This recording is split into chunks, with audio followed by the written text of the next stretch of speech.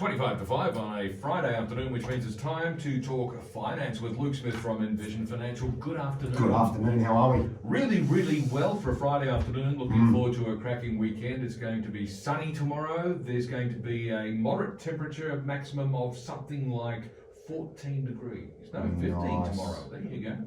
15 and sunny. Are you playing golf? No, I'm not, but I should be. You've missed the opportunity. I have. But I've discovered something this week. Have you? I have. So, when it's cold and it's rainy and it's sleety and it's yucky, my wife stumbled onto something called Burek.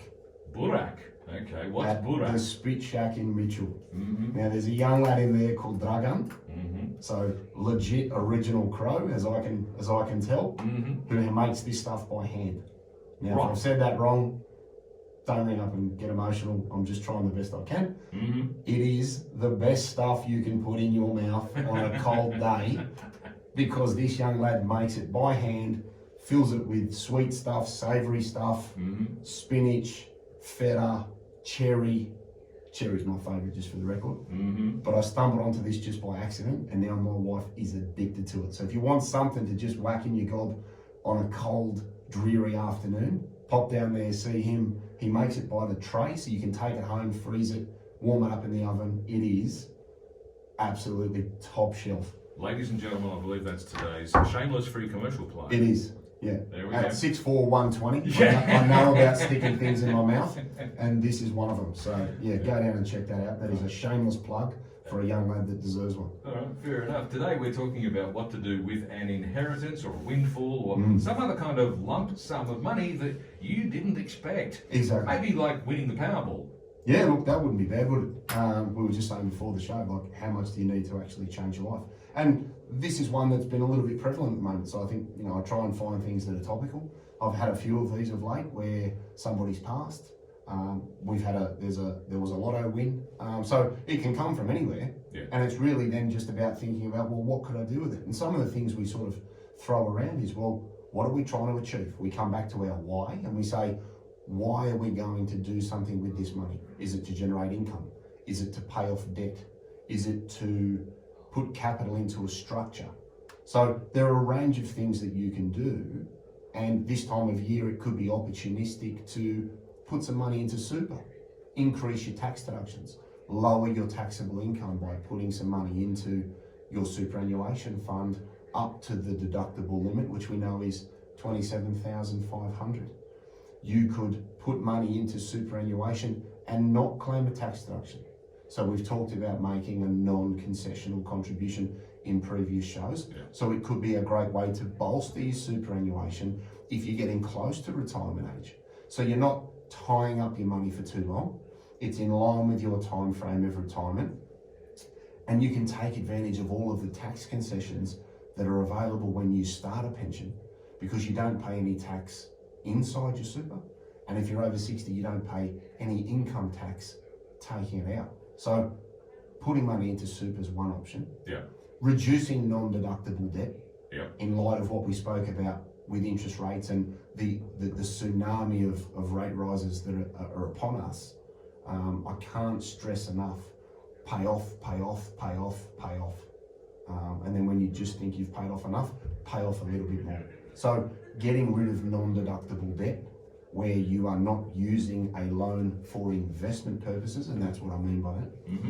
That is the first place that I would be parking cash. So this is where an offset account is fantastic, because you can maintain access to your money, but you can also, in the eyes of your lender, have that debt completely extinguished, but still have access to the money. So you haven't paid it off technically, you have offset it, as the account says. It's an offset to your loan. So that's a great place to park money, knowing that interest rates are about to go ballistic, and we could have cash at 2.5 or 3% by Christmas, which means your average variable home loan could be at 5.5, depending on how quick the economy can address the inflation issues that we're seeing at the moment. Yeah. So I suppose when we consider this question of what to do with some unexpected money, there might be a couple of factors that might influence what your options are. First of all would be, how big is this lump sum that you've suddenly received? Correct. Is it a few tens of thousands, a few hundreds of thousands, or even bigger. The other would be, I guess, what stage of your life you're at. If you suddenly win the Powerball when you're 32, it's a little bit different from winning it when you're 62. Look, exactly right, and that's why I say, if you're going to put money into super, make sure it's in line with your timeframes. If you're 35 or 40, you don't want to be hurling a lot of money into super. That's when you want to think about, well, do I hold it in a family trust? Do I buy an asset in joint names? Do I buy assets in the name of a spouse that may not be working or may not work for an extended period because he or she may be staying home looking after the kids, and that might be your plan for the next 5 to 10 years. So think about the structure you're going to hold the investments in before you think about what you're going to buy. It's very important that we do it in that order because you need to consider the tax implications both along the journey as well as at the end of the journey if you were to sell an asset. And far too often I come across the assumption that, it was in this person's name because they needed the tax deduction while they were working, only to realise that they now have a large majority of the tax problem when you sell the asset. So you need to think with the end in mind, and you need to consider the best available structure for you, whether it's own name, joint names, family trust, company, super fund, self-managed super fund. Again, it depends on the structure you're going to use as to the asset that you can buy. So make sure that your why aligns with your time frame and the liquidity or need to access the money, because that'll be really, really important when you're deciding what to do. Now, there's an interesting item on your list here today where it says you can use the money as a loan to a trust to then buy an investment. Why not just transfer the money into a trust? Why is it a loan to the trust? Same, funny language, same outcome. You always generally loan money into an entity, so that entity owes you if it was ever to come out again. So again, it's just about knowing where you're going to hold the right asset and then considering the tax planning around whether it's a building, it's a house, it's some shares, what's the liquidity of the asset, what do I need from the asset. If you've got kids under the age of 18 and you're both working, earning good salaries, then a family trust may not be good for you because you may not have any beneficial recipients available to you.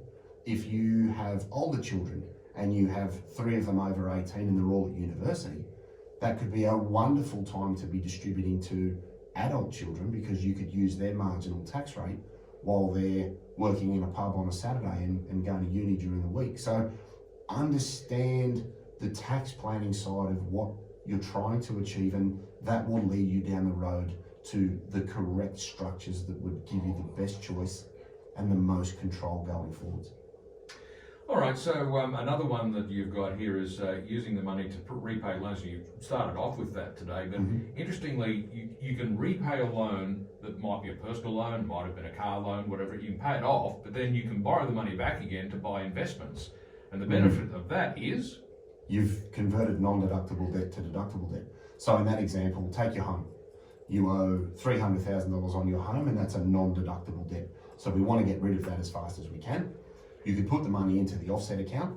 That effectively repays the loan in the eyes of the bank. If you then draw that money back out and use it for investment purposes where you are generating income, be it through shares, be it through property, be it through any vehicle that is producing assessable income, that then entitles you to be able to claim the interest that you incur on the house as a tax deduction, which can be very beneficial from a tax planning perspective. Well, anytime you can get a tax deduction where there was none before, that's a good thing. Love it. Absolutely. Everyone loves a tax deduction. So what do people need to consider when it comes to using a lump sum of money for investment?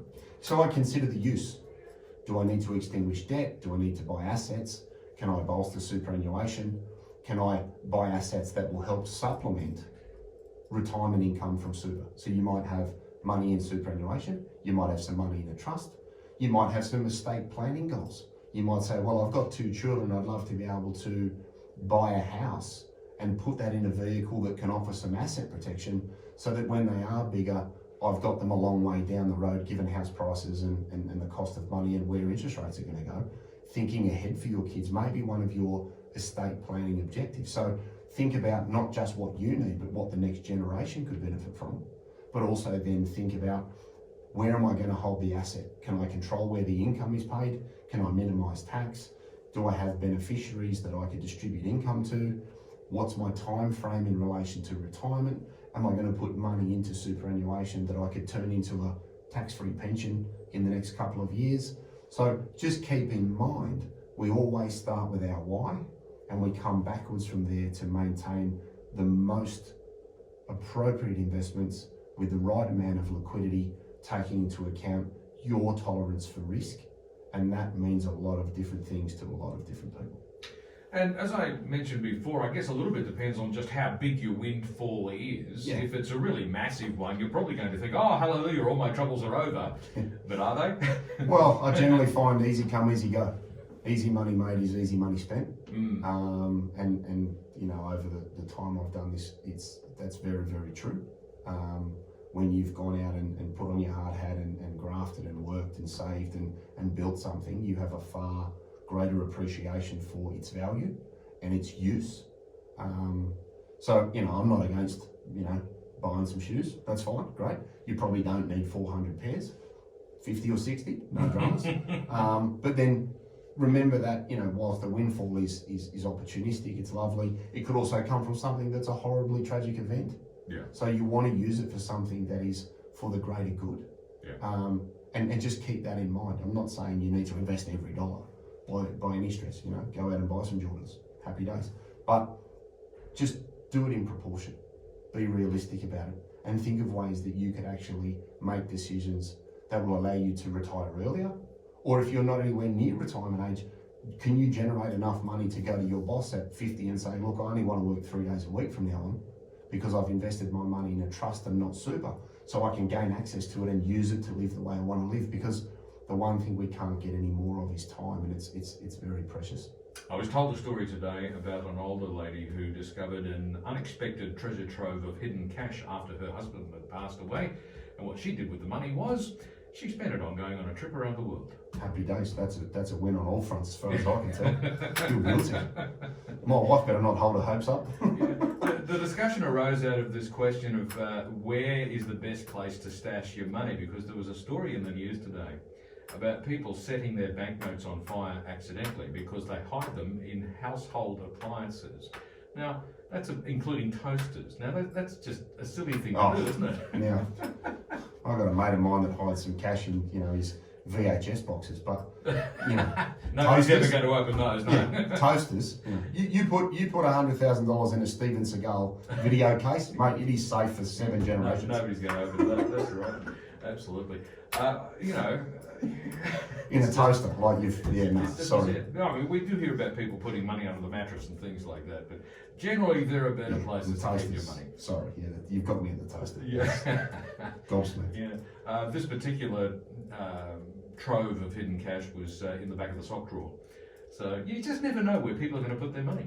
Yeah, this is true. Escobar, didn't he bury most of it in a paddock? So. Well, you know, but he couldn't put it in the bank, could he?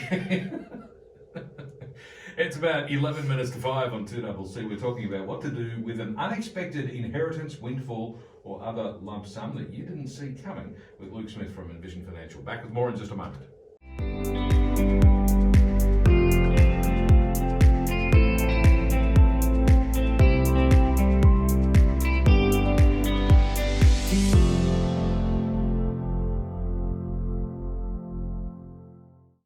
Seven to 5 now on 2CC. It's a Friday afternoon and we're chatting with Luke Smith from Envision Financial about the very desirable topic of what to do with an unexpected inheritance or windfall of some sort.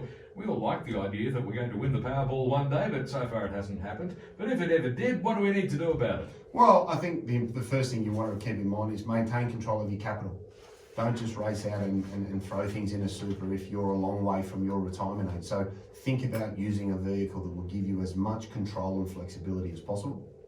Consider what you're going to buy, because that may impact the structure you're going to use. I'd also say throw as much of your spare cash at any non-deductible bet as possible.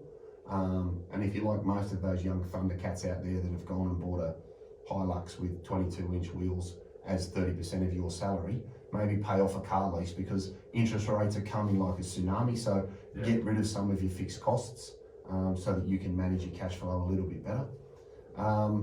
Consider the time frame you're going to hold something. Consider using spouses Well, you don't have to hold everything in your name. So if you have a spouse, you have children, use the right structure, use the right entity. Bolster super where you can. If you're approaching retirement, it may be advantageous to throw some money into super. It may also be advantageous to use the bring forward rules and maximise your tax deductions, because you may not have made additional contributions in previous years. So there are a lot of strategic benefits that people may or may not be aware of, and I guess today was just about getting people to think about what to do, not just racing out and doing what everybody at the water cooler says you need to do and buy a place at the South Coast and, you know, a car and this and that. Well, nothing wrong with a place at the South Coast No. or a nice new car, Correct. but you know what I would have put at the top of the list of key things to remember when you get an unexpected lump sum of some kind, whether it's an inheritance or some other kind of windfall. The thing that I would put at the top of the list, get some professional advice. Well, that's not a bad starting point, because it does avoid the tears when you race out and buy something in the wrong name and can't get out of the deal, or have to pay a second lot of stamp duty, or you've incurred tax problems that you can't amend. Yeah. Start with why, come back from there. As I said last week in the show, you wouldn't walk to a tyre store, pick up a tyre, walk into BMW, drop it on the bench and say, what does this fit on? So don't do the same thing with your investments. So. Well, yeah, that's an interesting analogy. All right, so we're almost there. Where can listeners get more information? So 6260-4749. Give us a ring, make a time. If you're waiting for 30 June, I think you've run your course. But after that, we can fit something in. We've got the Strategy Stacker podcast on iTunes and Spotify, and we've got the YouTube channel, Envision Financial Canberra, where you can see all of the radio shows, pause them, key takeouts, watch it on your phone, nothing to read. There's a little something for everybody. Absolutely. So look us up on YouTube and you can see what shirt I'm wearing this week, and you can see what hat Luke is wearing in the studio, which you don't need to wear a hat, Luke. Well, it's cold outside, so, you know, and with a head like mine, you need to cover it, so. Right. That's an American baseball hat. Yes. Okay, so the Sox. It is. That's it. Which is what, Boston? I hope so. I just like the colour, but anyway. Oh, well, there you go. Fair enough. Well, you know, anything to keep your head warm in the current conditions. All right, so 62604749, and don't forget the YouTube channel, Envision Financial Canberra. And we're almost at the end, but Luke, thanks very much for dropping in. What are you going to talk about next week? No idea? I don't know. Probably, you know, how to buy Kleenex because the market's on the way down. I tell you what, I did read today, tissues are in short supply in the supermarket. Yeah, I can believe that. Tissues are the new toilet paper. New toilet paper, there we go. You know, See? unbelievable. Exactly. Another phenomenon we'll never understand. That's exactly right. Thanks very much. See you next week. Luke Smith from Envision Financial, and Luke will be back again in the studio at the same time next Friday afternoon right here on 2CC News.